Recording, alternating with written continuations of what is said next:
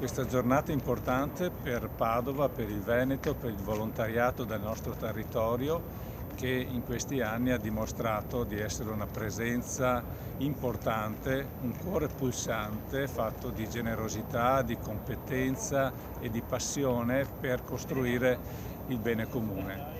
Una realtà che ha bisogno di essere ascoltata, valorizzata, ma anche supportata in modo che continui a lavorare in questa direzione. Una realtà che si espande non solo nel nostro territorio, ma anche oltre i confini a livello nazionale e internazionale, con numerose azioni che vanno mirate a costruire risposte dove ci sono bisogni concreti. Il compito delle istituzioni è riconoscere questa importante realtà, valorizzare questo patrimonio, fare in modo che sia complementare alle risposte istituzionali, evitando che ci siano sovrapposizioni o pericolose sostituzioni.